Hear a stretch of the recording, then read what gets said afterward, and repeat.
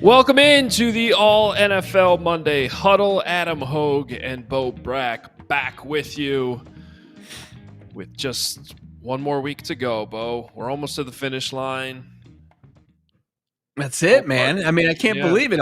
You spend like the entire offseason just praying for football, anything that resembles regular season football. And now you're getting here and this has been an unbelievably up and down season, especially for the respective teams that we cover, mostly down, unfortunately. But, across the league, it's been strange. You've had like career resurgences. You've had teams step up out of nowhere, put themselves firmly in the playoff picture, put themselves in a position to win, potentially a bye. It's just been another banner year for the NFL. And we've just got one more week, one more little encore for the 2024 regular season in 2025, and then it's playoff time. Yeah, and it's I'm excited about what's ahead here in Week 18. There's a lot of intriguing scenarios. We're going to break them all down on this podcast. We're going to get you every single scenario of what's on the line for each of these teams still remaining on this show. We're also going to check in on the Eagles with Zach Berman from PHLY.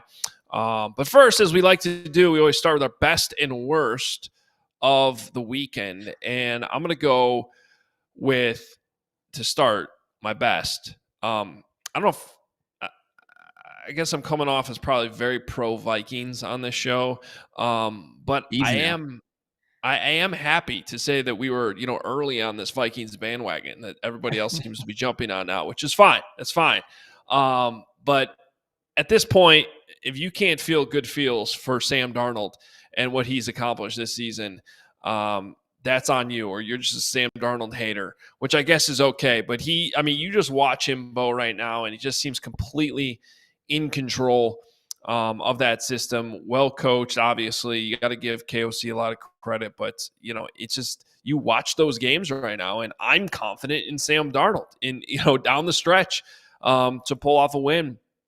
And then, as part of that best was the scene in the locker room when he got in there and he gets the huge water shower from his teammates, but you could just tell they're fully on the Sam Darnold bandwagon in that locker room. It's, create some off-season conversation for us because we're going to have to eventually talk about what it means for JJ McCarthy. But yeah, Bo, that's my best from yesterday. Yeah, and he's stepping up in the big moments, isn't he? Last week, he's got the big nearly 40-yard touchdown pass to Justin Jefferson as the go-ahead score for them. And then yesterday, 377 yards, 3 touchdowns, and just 1 pick. He's just saving some of his best stuff for the biggest moments as the Vikings are now playing for the division, Hogue. They just hung around all season long. And the Lions, seem to be like the best that the NFC had to offer. And now they're playing for that top seed now in the finale. And the NFL is going to promote it. It's going to be its biggest game of the final week of the season. And Sam Darnold's going to be on an even bigger stage next week before the playoffs. And yeah, just a tip of the cap to him. It's, to go from having to weather the storm, being part of just a horrid Jets organization, drafted into that. And then everybody, the trendy picture yesterday of both Darnold and Baker Mayfield wearing Carolina Panther uniforms. And for him to come out on the other side of this and put himself in a position at 27 years old to cash in this offseason. And the reports the Vikings are like, well, we're not going to let him go. They want to keep him here. The bidding war already started to begin for Sam Darnold. So, he looks fantastic. It's always great to kind of see these stories, these guys that people had counted out come back. And he's certainly put the exclamation point as far as that story goes. I kind of a similar but very different story for my best of the week, Hogue, is a guy that was kind of cast off in his college days here locally in Tempe. And I know ASU has rebounded, but they had kind of run him out of town with the Sun Devils. And Jayden Daniels resurfaces with LSU. He climbs his way to an impressive Heisman Trophy winning season, and then is the second overall pick by the Washington Commanders, just a perennial loser. And what does Jayden Daniels do in his first season? He eclipses RG3's rushing record for a quarterback in their rookie season. He's over 4,000 total yards, over 30 total touchdowns, and he's leading the Commanders to huge win after huge win. For the first time, they never won 11 games under Dan Snyder. They won their 11th game yesterday. And just kind of this mismatch, this bag of misfit toys of Jayden Daniels cast off in college, Cliff Kingsbury cast off from the Cardinals as a head coach, Dan Quinn cast off from the Falcons, and they're doing it all together in Washington with an impressive win. And I know the Falcons they might vie for the worst as far as their management at the end of the game. But I got the Commanders up there with their Sunday night performance, winning that game. And also, how about Zach Ertz cashing in on some bonuses? I think he made $750,000 in that overtime alone. Yeah, with that one catch.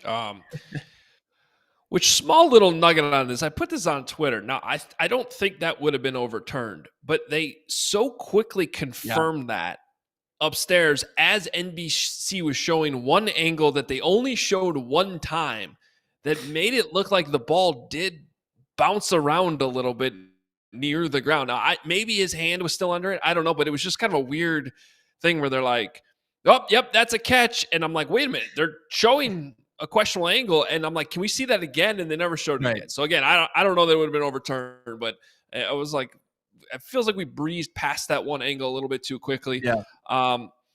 But yeah, it's also, to the Commanders, shows you what new ownership can do. You have terrible ownership, new ownership comes in, and it just changes like that. So maybe a memo for other. How do you assess the Jayden Daniels rookie season? Obviously, there was really never any debate who was going to be the top pick. I mean, Caleb Williams, what he showed at the collegiate level, a lot of people tapped him as generational and kind of lost in that shuffle was Jayden Daniels. He's just come in and immediately produced.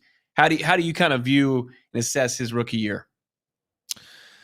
I mean, nothing but impressed, obviously. Now, I do think that sometimes we get a little carried away with, overall results instead of what we're actually watching. And, I think for Jayden Daniels, it's sort of what I expected. And I had him, behind Drake May and behind Caleb Williams, but there was no questioning the talent. The issues I had were some limitations that I still think are there in terms of like reading a full field. But I think that he's been put in a system with Cliff Kingsbury where he's taking his strengths and accentuating them and avoiding what those weaknesses might be. Now, maybe those will eventually catch up to him in year 2, year 3. Who knows? Or maybe he just keeps ending up in a good situation where good coaching is putting him in position to have success. That's great. And that's how it should be. You wish every quarterback was given that same opportunity. Obviously, Caleb has not with the Bears this year. But my other concern, and it also still applies, is the injuries. And I don't know that he is built to sustain a lot of hits. Sort of late in that game, another thing we almost breezed by, it's like they were showing the replays to get them, the broadcasters, to talk about it. He took another shot that seemed to be sort of in that ribs area.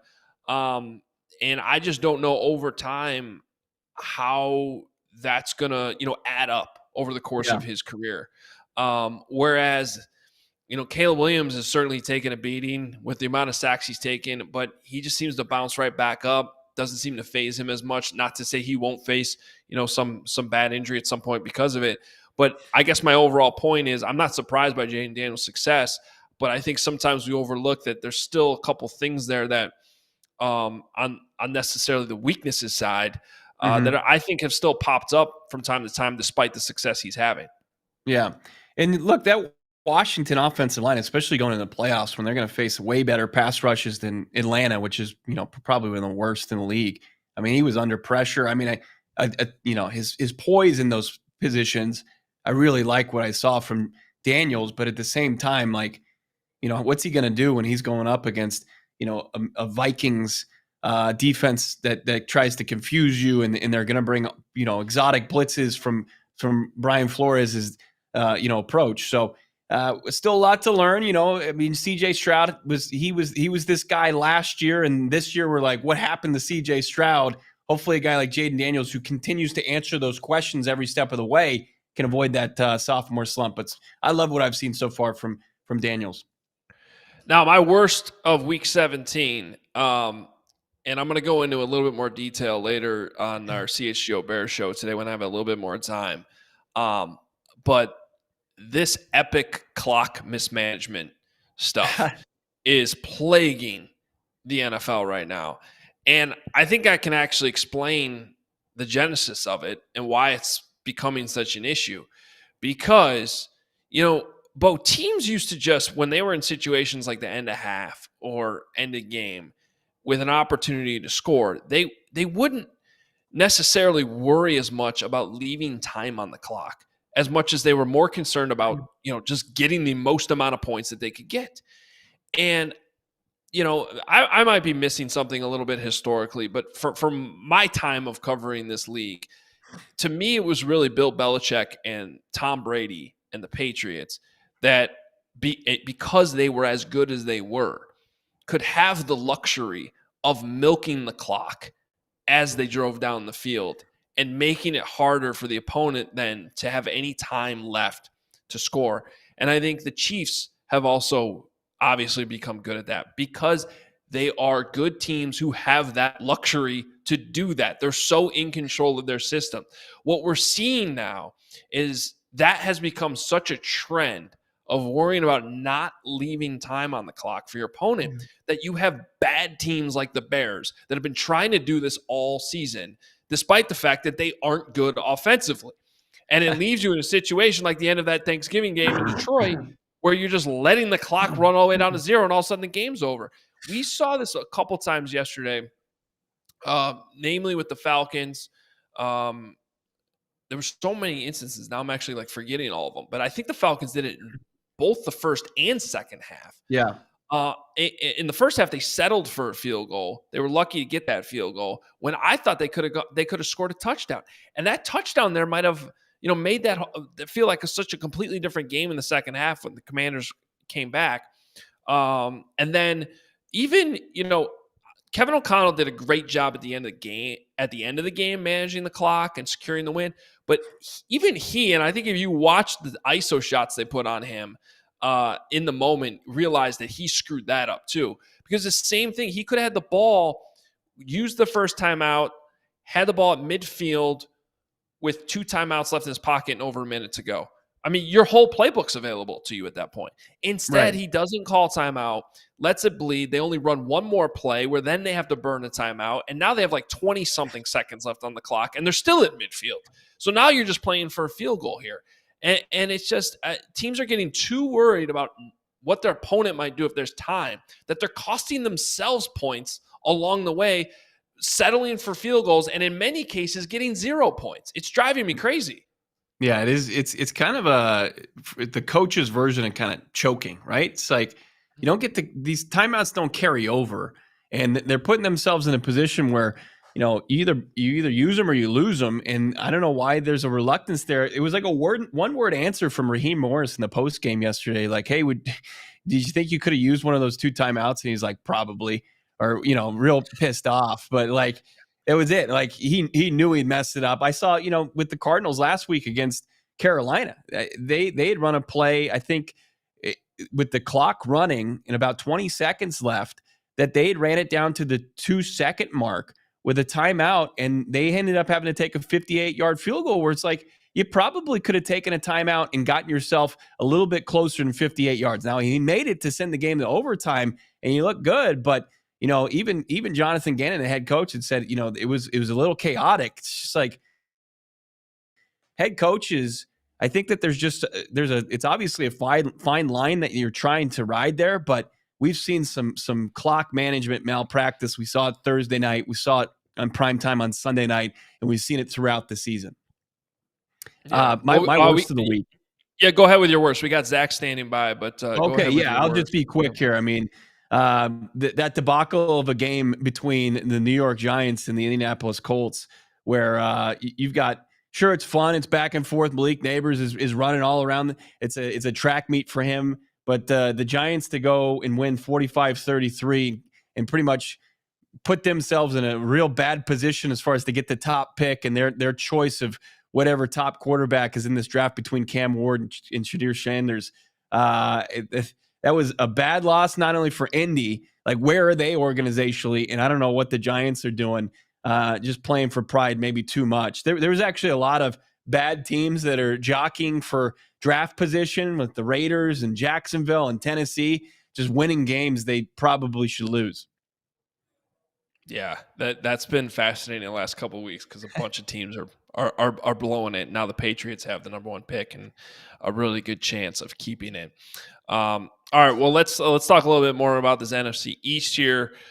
Philadelphia, the Eagles yesterday with a huge 41-7 win over the Cowboys, locking themselves into the 2 seed, giving them essentially an opportunity to rest some guys this week as we bring in our guy Zach Berman, who, of course, covers the Eagles for PHLY and joins us frequently on the show. Zach, let's start with the Saquon Barkley stuff here because, they obviously rode him pretty hard yesterday. 31 carries, got him to 167 rushing yards yesterday, which put him over 2,000, which it is notable that he did it in 16 games. He didn't need the 17th game to do it, but still short of Eric Dickerson's record. Is there any indication about how they're going to handle this? I assume they just rest him. That would seem to be the smart thing here. But where do things stand on what's been a remarkable season for Saquon Barkley?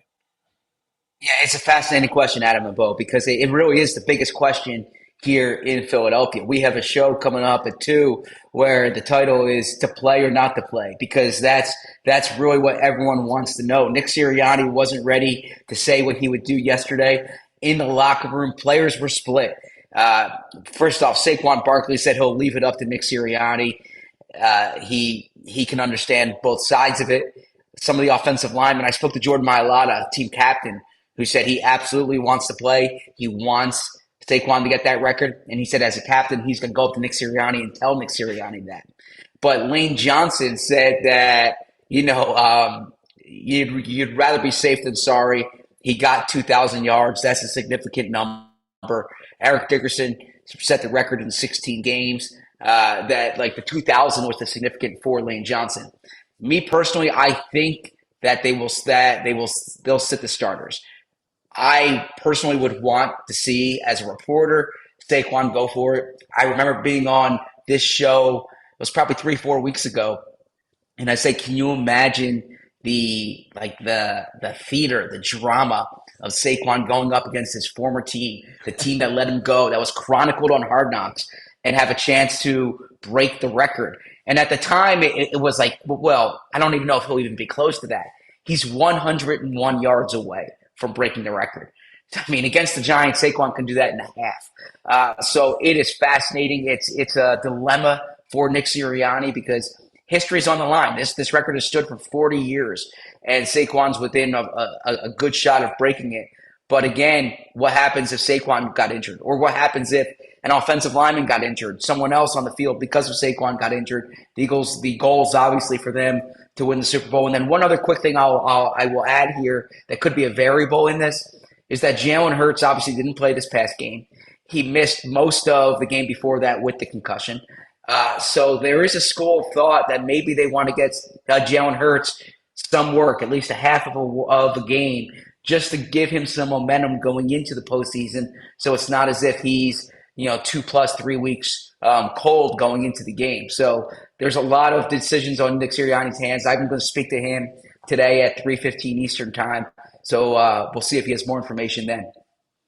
The receipts there that were left over from Hard Knocks are unbelievable, and they're just going to live on forever. I mean, it's like a modern day Babe Ruth that we got to witness and have a camera inside the GM's office there for the Giants.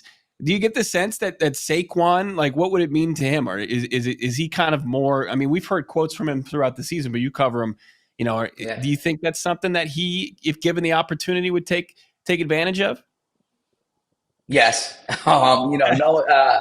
Knowing Saquon a bit and having these, I've had a lot of conversations with him about the history of the running back position, and he really is a student of the position. Like he can tell you uh, numbers of the great running backs, and he can break down all these different running backs. He's not the type of player who just shows up on Sunday and doesn't know what came before him. You know, I asked him one time why he's like this, and he says he wants to be Michael Strahan when his career is finished. Right? You know, he wants to be in the media talking football, and then talking kind of life events, pop culture, things like that. So he is very in tune with what's going on. Now that said, Saquon Barkley has demonstrated time and time again that his main objective here is winning, something that he wasn't able to do with the Giants. You know, he even said yesterday he didn't know what a hat and t-shirt game was.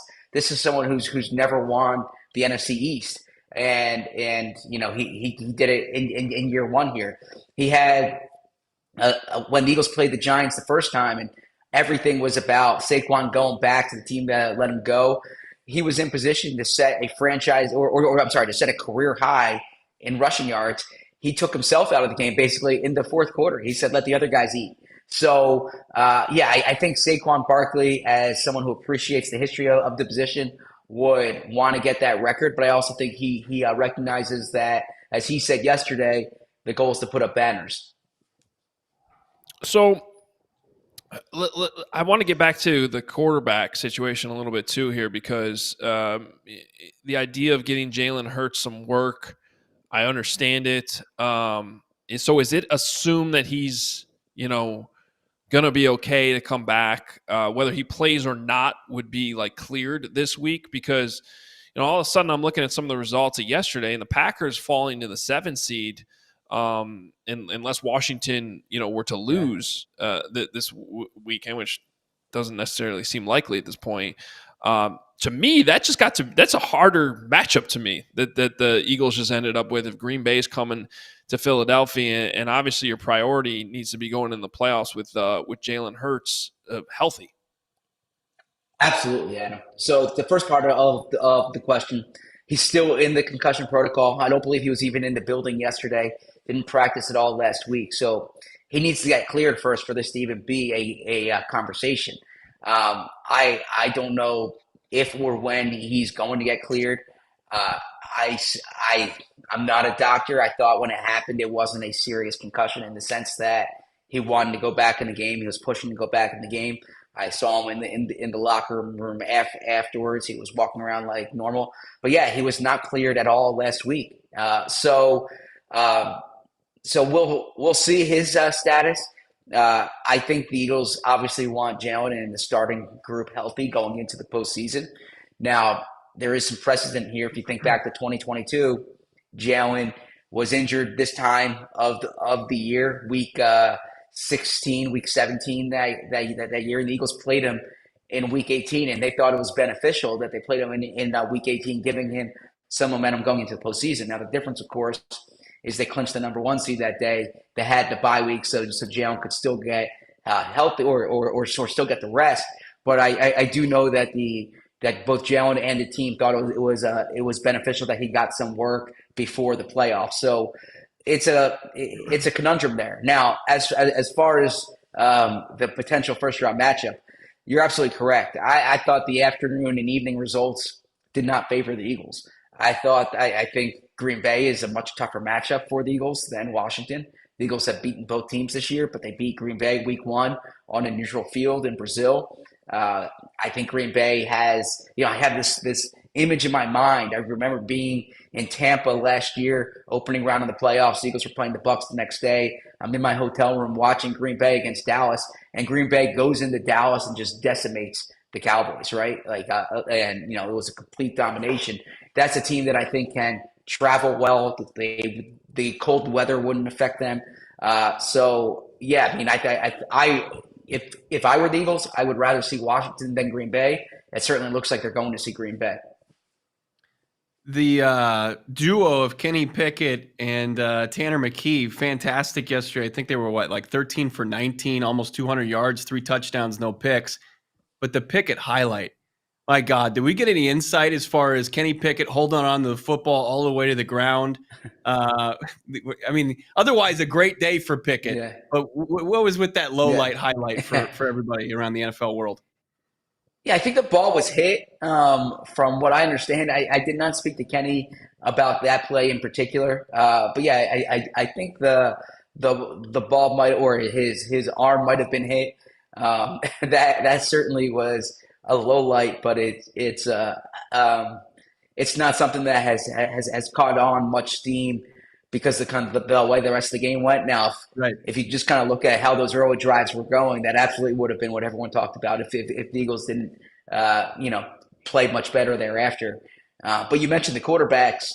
My co-host Bo Wolf, he's been touting Tanner McKee ever since McKee was a rookie in training camp last year, right? So this was Tanner McKee's first work, 2 touchdown passes on what, 4 attempts, perfect passer rating. So I think Bo's ready to give Tanner McKee his Hall of Fame speech when that happens.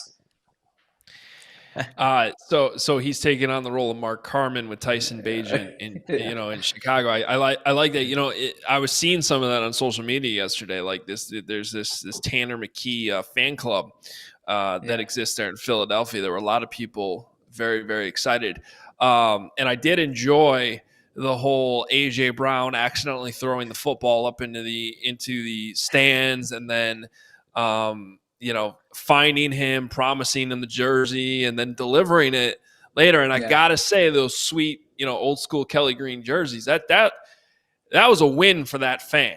That was you get a signed AJ Brown, that his game worn jersey over that football. You take that every single time. Absolutely. And if I could give a quick plug for our PHLY Eagles show, that fan came on our post-game show yesterday to give the play-by-play account of what happened. So, great job by Jamie Lynch, our co-host, tracking him down. And it was a cool interview. It was like an hour after the game. He explained everything that happened, from AJ throwing the ball into the crowd to him catching it. Him actually getting the tickets like last minute to go to the game. AJ giving him the jersey. He even told us what AJ's jersey smelled like. Right, so all the viewers and listeners can check that out on the PHLY Eagles show yesterday. But yeah, I mean when AJ threw it into the crowd, he didn't realize at the time like that was Tanner's first touchdown. He got to the sideline. I think Sirianni might have said something to him, and then team security chief Dom DeSandro, head equipment manager or VP of equipment ops, I should say, Greg DeLamitros. They went over to the fan, were able to get that ball. AJ presented it to Tanner McKee. It was a cool story all around. Real quick, just the quarterback position in general, it's very reminiscent. Back in the Donovan McNabb days, remember he went out with an injury, and it was like Detmer and then AJ Feely emerged, and they won some big games, and I think earned like a first-round bye that season. Now it's a very different age of Eagles football, but very reminiscent. Like, are they a product of the infrastructure, obviously playmaker wise, offensive line, or like who gets the credit for these guys coming in and not really missing a beat? Yeah, it's a good question, Bo, because look, Howie Roseman was made fun of, if you will, when he used the line quarterback factory when the Eagles drafted Jalen Hurts in the second round. And look, it probably wasn't the best line to say at the time, but what he meant is that the organization's going to always invest in quarterback depth. And it's frankly why the Eagles went out and they traded for Kenny Pickett this offseason.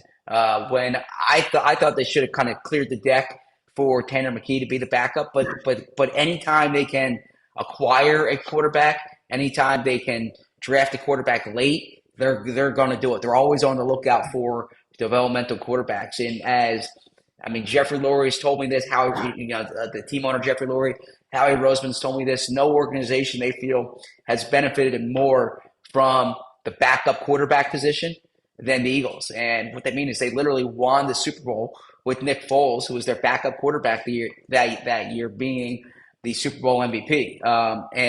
Michael Vick came in as the third quarterback. He eventually takes over for Donovan McNabb after Kevin Kolb, who was drafted to be the replacement, got hurt. The Eagles were in depth. They traded Kevin Kolb for a second-round pick. You mentioned A.J. Feely. They traded A.J. Feely for a second-round pick. There's a reason why in my 13 years covering the team, they usually have a quarterback in place, or they're able to go get that quarterback. So where does that credit go? It goes first to the player, but then I do think there's organizational structure in terms of identifying, developing quarterbacks. I don't remember that Cobb deal. I've actually chosen to black that out from my memory. Fair enough. I hear you there. Hey, Zach, last thing for you. I'm just, since the Eagles are sort of locked in here in the 2 spot, as you guys are looking at the possible matchups and a realistic road to the Super Bowl, it appears to me that this is a tough road. I mean, if I'm looking at this correct me if I'm wrong, but they could play Green Bay, and then would they have to play Detroit, possibly? Well, it depends who the 1 seed is, right? Like if it depends if it's Detroit or Minnesota as the 1 seed. But I guess they could the winner, whoever ends up in that 5 spot. There's a scenario that they would then have to play the Eagles if the Eagles survive the first round, right? Yeah, absolutely. Unless that would be unless there's an upset of the 3 seed. They would play the 4-5 winner, right? So so that would be they would have to beat the whole NFC North basically to get to the Super Bowl, and that is a tough road. I mean, I'll defer to you there. You've seen those teams 6 times this year, or 5 times, then a 6th time this weekend. That said, it's kind of like the conversation of I hear Oregon fans complaining about the draw they have with Ohio State, and they didn't get Boise State, they didn't get Arizona State. But the reality is this, and this is the way I view it. If you're in the playoffs, you got to beat good teams. And you don't complain about your draw. If you're going to win, you don't look for the easy draw. You beat the team in front of you. If you're good enough to win the NFC Championship, if you're good enough to win the Super Bowl, you need to beat good teams along the way. Yeah, but I do think it speaks to the importance of getting that 1 seed if you can, right? And that opportunity last week, I mean, can't control injuries, but with Jalen Hurts going out, certainly made the road a lot harder for the Eagles. Certainly doesn't rule anyone out. I'd also like to shout out that, I know we've had a few years where the 7 seed kind of ends up, I mean, there was the year the Bears ended up sneaking as the 7 seed and they didn't belong at all, and they got, basically demolished by the Saints. But you look at a year like this, I think both 7 seeds are going to end up being deserving, and especially in the NFC, where you look at what's transpired in the NFC North, and I don't think anybody's going to argue that with the Vikings, Lions, and Packers, they should all be in the playoffs, and by expanding the playoffs, they're rewarding those teams, and on top of that, I like entertainment, I like more football, and they've turned Wild Card Weekend into a lot more fun with having 6 games. You're absolutely right. I mean, to the point about the 1 seed, this is my 13th year covering the Eagles. During that span, they've made the Super Bowl twice. Both of those times, they were the 1 seed, right? The only times they've been the 1 seed, they've made the Super Bowl. It's such an advantage, especially now when there's only one team that gets to bye. It's even more of an advantage. And yeah, I mean, I'm in favor of more football. I'm in favor of that 1 seed carrying more value. Therefore, that's the only team getting the bye. So it makes sense. Now, if you're in Buffalo, if you're in Philly right now, you probably wish 2 teams got byes in each conference. But like I said, if you're going to make the Super Bowl, you got to beat good teams. All right, Zach, great stuff. Appreciate it. We'll be following you at ZBerm on Twitter, and I'm going to have to check out that interview with the fan yesterday. I didn't realize that happened. That's a great get and perfect for what we're doing here at ALLCITY. So awesome stuff, man. Absolutely. Thanks, guys. All right, Zach Berman. All right, time now for us to try to sort through all the mess that is these seeding scenarios, playoff scenarios. For the most part, we know the teams that are in with a couple exceptions, but there's still a lot that can change the seeding. And there's a lot of I still think it's a good slate, Bo, of games here in week 18, a lot that can still change. So I thought we'd kind of go through this one by one, starting with the AFC, because we really haven't talked about the AFC too much so far in the show. and then we'll get to the NFC. I think I have most of this sorted out, but bear with us because there is a lot here. So we'll start with the Chiefs. Currently in the number 1 seed, they will stay in the 1 seed. They are locked into that spot. They can play their backups at Denver this weekend, which is still a game that matters a lot for the Broncos side of things. But you're looking at I'm not sure how many people know Carson Wentz is the backup. In Kansas City, so it's a little intriguing. So you can see Carson Wentz play football. Yeah. So we'll kind of skip past the Chiefs, and also not spend too much time here on the Bills, who are locked into the 2 seed. They will face either Denver, Miami, or Cincinnati, whoever gets that last playoff spot in the AFC in the first round of the playoffs. Now things get interesting with the Ravens, Bo. Currently in the 3 seed, they can win the AFC North, with a win or a Pittsburgh loss. So the Ravens they have the first game of the weekend, the first game on Saturday afternoon. They host the Browns. They win that game. They win the North. They get the 3 seed, which would put them in a situation where they're either hosting the Chargers or the Steelers. If they were to some reason lose that game to the Browns, who seem to be trying to tank at this point with the quarterback situation they put out there yesterday. Lost him earlier this year. Yeah. They would need that's true. That is true. Then they would need Pittsburgh to lose to the Bengals to still get the AFC. If they fall to the 5 spot, they would go play the Houston Texans in the first round of playoffs. Yeah, the drama and the cinema that's going to be on tap here, especially with that AFC North and in these remaining wild card games. Cincinnati playing themselves all the way back has been really fun to watch. I mean, they've been a part of some primetime games, and back then you were kind of discounting it. It's like, this team's not even stiff in 500 at the point. But Joe Burrow in this passing attack and the fun just way they play. I know they have a tough time getting stops, but if they make their way all the way back to 9-8 and can kind of get themselves back in the playoff picture, I mean, it's one of the better comeback stories in recent NFL memory. So, huge matchup there, obviously. But I think that the Baltimore, they can't choke that away. They've got the easiest path to securing this thing. Lamar Jackson probably in line for his 3rd MVP. I think he can pretty much put the finishing touches on that just by disposing of the bad Browns. Who are the Browns going to start at quarterback in this final game? Are they going back to Jameis, or are they going to run with DTR? I mean, DTR was horrible yesterday. Yeah, he's been awful. I think he has 1 touchdown and 10 interceptions now in his career. Right.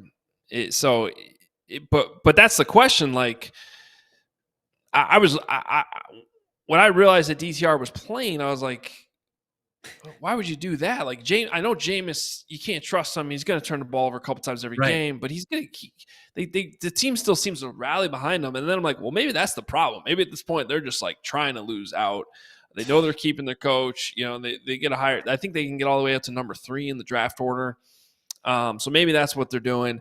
I don't know. A little note on, so Saturday's going to decide the AFC North. We're getting an all AFC North Saturday, which could be fun for Hard Knocks purposes for those that have been following Hard Knocks as they do the AFC North. But also the reason why they put these 2 games in the order that they did is because if Pittsburgh had played the first game and lost, that would have locked up the Ravens in the 3 seed AFC North champion. It would have made that night game on Saturday mean absolutely nothing. So by putting it, sure, the Ravens winning might still win that division, but at the same time, the Bengals will still be playing for a lot in that spot, and I think seeding will still matter for Houston as well. So that's why that order is the way it is on Saturday. Now, get through the rest of these seeding spots here on the AFC side. Houston is locked into the 4 seed. Yeah, no matter what. So, and they will have a home game and host either the Ravens, Steelers, or Chargers based on the results this weekend. With Pittsburgh on the outside looking in the AFC North, they would lock up the 5 seed with a win, and they would host. If they to win the AFC North, they need to win, and they need the Ravens to lose, obviously. Yeah. But they would fall to the 5 seed, although I believe they could still fall to the 6 seed too in a situation where they also lose. So there is a couple different things on the line here for the Steelers, who could fall all the way to the 6th seed if they lose to the Bengals as well. And if you're the Texans, who you're rooting for, I mean, you just had a non-competitive game against the Ravens. You hope they just take care of business. You only put up the safety, a fluky safety against Derrick Henry. You hope that they just lock in that AFC North and are ahead of you at 3. The Texans get to host a game as the 4 seed, just as winning. They were the team that I guess we could say emerged or whatever in the AFC South, one of the worst divisions in the NFL. But you know, you're looking at these potential teams that they could play. Probably would like to see the Chargers if that's the best case. I mean, it's that 4 versus 5 game. So if we could, Emma, if we could see it one more time. So as it currently stands, you know, the 4 versus 5, it would be the Steelers. So you would have, you know, Pittsburgh come in, and they've been, I think they lost 3 games in 11 days. They're not exactly rolling here. Or could they relinquish that spot, and could you face, you know, Jim Harbaugh or one of these teams that sneaks in for the 7th spot? Yeah, I mean, as weird as this is to say, I think I'd rather play the Steelers right now, just because of the way they're trending. You know, so for the Chargers side of things, they can get the 5 seed if they beat the Raiders and the Steelers lose, which very real possibility. Yeah. Otherwise, they will be the 6th seed if they either lose to the Raiders, or if Pittsburgh beats the Bengals, then that would lock the Chargers into the 6th seed. And to me, obviously, if you're the Chargers, would you rather go to Baltimore or would you rather go to Houston? Oh, yeah. I mean, that's easy. Yeah, that's easy. So, all right. And then the last spot that's up for grabs this weekend, the Broncos are in with a win, and they face a Chiefs team that will probably be playing backups. But again, look, you know, Carson Wentz, in terms of backup quarterbacks, I think you can do a lot worse. And I don't know that that's necessarily a, you know, an easy, no doubt win for the Broncos. I think you certainly feel good about that situation. If they end up losing that game, they would need the Jets to beat Miami, which I don't know if anybody saw Aaron Rodgers try to play football yesterday, but it was horrendous. Do you even not even play Aaron Rodgers this week if you're the Jets? So they would need the Jets to beat the Dolphins, and they would need the Steelers to beat the Bengals. So pretty much a must-win situation for the Broncos against Kansas City. That game is in Denver. Yeah, I mean, it plays in your favor. I mean, not only are you going to get no Mahomes, you probably won't get Kelsey. You probably won't get Chris Jones on the defensive side of the football. Like, most of their star power is going to be in street clothes, and you're going to be facing 2s and 3s to a team that, you know, a blocked field goal was the difference in the KC loss that they suffered this season. So, you know, Bo Nix, even in a losing effort, still saw some incredible throws from him. Him and Marvin Mims seemed to be a pretty good connection, along with Courtland Sutton. And, you know, that defense should be able to play well enough against this, you know, team. You know, I would assume backup Kansas City Chiefs with really nothing to play for, but pride from the 2nd and 3rd team. So, yeah, it is favorable for Bo Nix and crew. Yeah, I mean, there's not going to be. It's unfortunate for the teams that are looking at that Broncos spot, but you know that's why you got to, each and every week in the NFL season matters. Well, if the Broncos do lose, the Dolphins get in if they beat the Jets. Wow. And if for some reason they lose to the Jets and the Broncos lose to the Chiefs, which is unlikely, that opens the door, a very unlikely situation that the Bengals can get in if they beat the Steelers. Now, they put that game on Saturday, so the Bengals have to take care of business no matter what on Saturday, and then, you know, hope for 2 unlikely results on Sunday. Both of those, the Broncos and the Dolphins games, will be in that late afternoon window on Sunday. So the Bengals have to wait around for a while to see how that plays out on Sunday, even if it is unlikely, but they got to take care of business first. Now, I did see that comment that pops up there, and I think it's an interesting question, and I do have a take on this, which is, if you're the Chiefs, you want to would you just tank the game against the Broncos to make sure the Broncos get in, to make sure Cincinnati doesn't get in? I actually have the opposite take on this, Bo. I think you want the Bengals to get in because that's a tough game for the Bills then right away. The Bengals would go to Buffalo. I mean, I think the Bengals would have a much better chance to beat the Bills than the Broncos would. And I get the history between the Chiefs and the Bengals, and if you got to the point where that's the AFC Championship game for some reason, the Bengals would obviously be on a tear and really clicking on all cylinders. And obviously Burrow and Jamar Chase already are at this point. So I get the reasoning, but I'm sorry, I'm more worried about the Bills right now than I am the Bengals. It's an interesting theory. It probably is one that doesn't matter too much because I think but you could just say, yeah, we're going to lose this game outright. We know Broncos are getting in them. We don't have to worry about the Bengals. Yeah, it'd be one thing if the Bengals had some semblance of like firepower on defense. And Lou Anarumo obviously was like the Patrick Mahomes kryptonite for a couple seasons, but like this is not. They don't have any ability to stop anybody. I mean, they've given up the third most points in the NFL. Are they just going to be able to figure it out? I don't think you worry about it. I mean, obviously there's history there, but and that duo still strikes fear in your heart. But I don't know if they're going to have tank purposely just to keep the Bengals out of that. But to your point, like, yeah, send them potentially to Buffalo. That would be kind of an interesting maneuver. Yeah. Well, don't see the Broncos Bills is still a fun first round game though, in my opinion. So Broncos can play defense. All right, let's get to the end. Yeah, they can. That could be a sneaky one. Regardless, it should be a good matchup there, no matter who gets in. All right, let's go to the NFC side of things, and we get our showdown of the weekend. It'll be the last game played on Sunday night. A good one, obviously, between the Vikings and the Lions. That will decide the 1 seed. It'll decide the NFC North. And a lot on the line. You get a first round bye, or you fall all the way to the 5 seed, where you have to go on the road to most likely Tampa. But it could be the Rams too, could be the Falcons. See how that plays out. But really looking forward to this game, Bo. It's great that there's one game that usually ends up meaning a lot here, and this happens to be one where it's not just like two sort of mediocre teams settle in the worst division.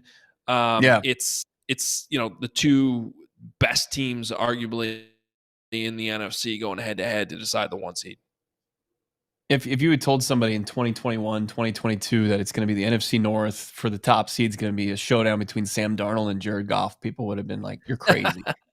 But there it is, and a credit to both those guys in the way that they've kind of resurrected their careers, and obviously the play callers that have been alongside with them, Ben Johnson for Goff and KOC up in Minneapolis. But yeah, this is going to be absolutely just blast of a game to watch. Can't wait to see that. I continue to I think there was a couple of weeks in a row where I was looking at this Bucs team. And they certainly got some help last night because they didn't control their own destiny. If the Falcons had won that, they had the tiebreakers against the Bucs. Now the Bucs just have to take care of business in the final week to get that last spot. They win and they're in, and they're hosting a playoff game as you mentioned. But they're taking on a Saints team that's dead. It should be good for them, but like, for them to lose Dan Canales as the play caller and then Baker Mayfield not miss a beat. He's had another fantastic season. I think they're like top 5 in rushing. They're one of the better offenses in the league. And Todd Bowles has that defense in a good spot. So I like this Bucs team. I think it'd be kind of scary to play them. Whoever slips up as far as the Vikings and the Lions to have that 5 seed and then have a go on the road and take on a Tampa team. I know you've probably given them the edge, the road team in that game, but it's not favorable. Yeah. Well, and that leads me to what's going on here with the Rams this weekend, which still matters. So we mentioned the Eagles locked into the 2 seed. We can kind of just skip by them. They're going to face either the Washington Commanders or the Green Bay Packers, probably the Packers. when it comes to the Rams, who are currently in the 3 seed, if they win against Seattle, they stay in that 3 seed. If they lose, they would need the Bucks to lose to New Orleans, which is probably not happening. Otherwise, they fall to the 4. And when you fall to the 4, you're now hosting the loser of that Vikings-Lions game. So, in terms of those matchups, I'm playing hard against Seattle and trying to make sure I win that game to avoid that situation. So, sort of a fascinating situation with the Rams, who theoretically could take the foot off the gas a little bit this week because they know they're in and they already won the division. But I don't know. I'd probably make sure I win this football game.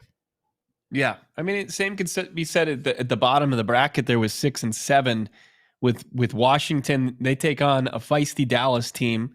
If you slip up, you could be in that 7 seed, and you're taking on Philadelphia to open up the playoffs as the 7 seed. Well, as it currently stands, they still have to go across the country, potentially play LA.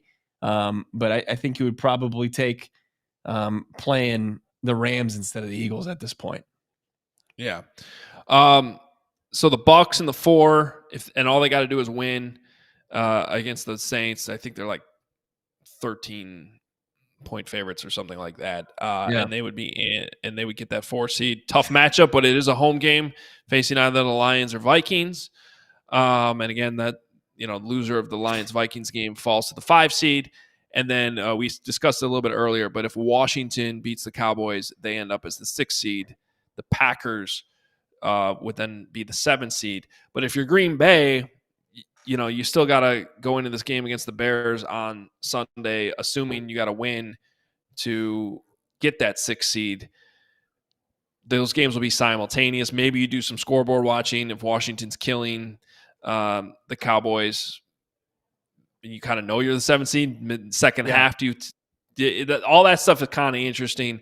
We'll see how that plays out. But that's still what's on the line. And obviously, if the Bucks were to lose and Atlanta would win, the Atlanta would get in. But at this point, that's looks like a dream. Yeah, they were horrendously short field goal attempt away from that, and bad clock management away from that. They had their chance. As you take inventory, though, I mean, Bears, Packers to wrap things up, and you look at Caleb Williams' last performance. Like, what do you want to see from the Bears here to finish the season? Yeah, we're gonna have that discussion on CHGO Bears today. It just, to me, Bears Packers always matters, regardless of what the records are, regardless of how bad the season is. But on the flip side, the Packers have now won 11 in a row in this rivalry. They don't have. I don't think they have a single guy on the team that has beaten the Packers. Jeez, which is crazy. Yeah. Maybe Patrick Scales, who's hurt on IR, the long snapper. Yeah. And Cairo, I mean, maybe in his first stint. I'd have to, right? Yeah. What was that? Wasn't Jonathan Owens on the Packers? So at least he Yeah. was on a winning side in this rivalry for a couple seasons. But yeah, it's the same thing. It's like you start to kind of grade on a curve and find different ways to grade the offensive performances, the quarterback play here in the desert in Chicago. Because as far as the points, they've been set at a minimum, more so with you guys 3 points on Thursday Night Football. I think you just want to see production from that unit. And of course, it's always a good day. I'm sure it's fun to watch Aaron Rodgers have a QBR under 2, but it's also would be nice little, I guess, consolation prize to end the season with something to go into the 2025 offseason with. Well, and I do think that this Packers losing streak has become a sort of a mental block type of thing too. And Caleb Williams has only been a part of one of these games now.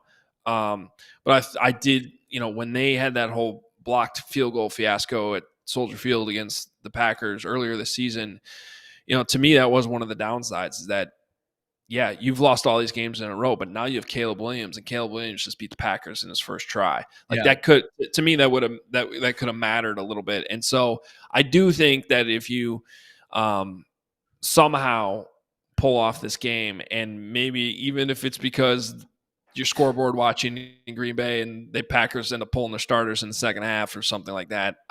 It still counts and would still be nice to go if you're Caleb Williams, Roman Dunze, and all these young guys are, even the Jalen Johnsons and Cole Kmets that have been here for so long and are locked in long term and they've never beaten Green Bay. I think you feel a lot better about going in your off season if you could somehow pull it off.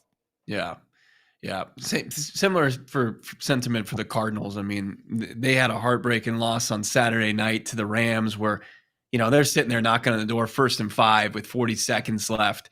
And, a ball deflects off their best playmaker's helmet and then in the hands of a Rams defender. And, you're not box score scouting, but another 2 picks from your quarterback. That you want to see something here in the finale to just, obviously there's been some damage done at the end of this season here, but still have a chance against the Niners, who are in action tonight, to maybe create a little bit of goodwill going in the offseason, even though there's not a whole lot to play for. Yeah, 100%. Well, fun show, a lot on the line in Week 18, and we will be back next week to break it all down and have a playoff bracket to discuss and all that. Looking forward to it. I got to run here to go do the Bears show, so we're going to end a couple minutes earlier than we normally do, but appreciate everybody watching, listening. Make sure you're subscribed, both here on the All NFL YouTube channel and then also to the podcast feed as well, where you can listen to us each and every week. Got a lot more coming as we go into the playoff season. Cannot wait. Bo, thank you so much. Thank also to Zach Berman for joining us from PHLY. We'll talk to you next week. We all silly like the mayor.